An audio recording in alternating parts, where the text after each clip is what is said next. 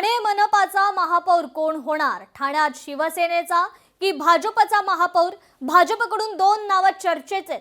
भाजपच्या उषा वाघ यांच्याही नावाची चर्चा आहे. उषा वाघ यांच्याशी बातचीत केली आमचे प्रतिनिधी मनीष गांगुर्डे यांनी. महापालिका निवडणुका पार पडल्याच्या नंतर आता पालिकेमध्ये महापौर कोणाचा बसणार याच्यावरती आता चर्चा रंगू लागले.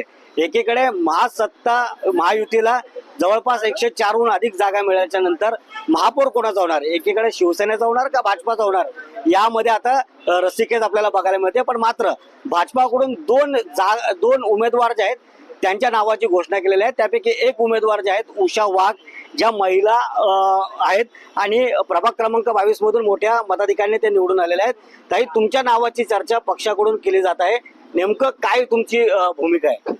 मी प्रभाग क्रमांक 22 मधनं आता सध्या भारतीय जनता पार्टीने मला उमेदवारी जाहीर केलेली होती आणि मी त्या उमेदवारीमध्ये भरघोस मताने 15,430 मतांनी मी निवडून आलेले आहे. मतदारांनी आमच्यावर जो विश्वास दाखवलेला आहे आणि खऱ्या अर्थाने भारतीय जनता पार्टीने गरीब कार्यकर्त्याला संधी देऊन आमच्यावर जो विश्वास ठेवला आहे त्या विश्वासास खऱ्या अर्थाने पात्रता आम्ही ठरलेला आहोत.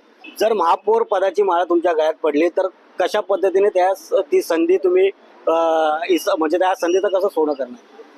आमचे तर वरिष्ठ जो निर्णय घेईल त्या निर्णयावर आम्ही ठाम असणार आहेत आणि जरी मला ही संधी भेटली तर मी त्या संधीचं नक्कीच सोनं करेन.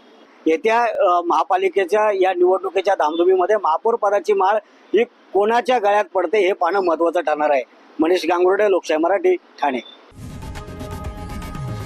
लोकशाही मराठी ऐका, पहा, जागरूक रहा.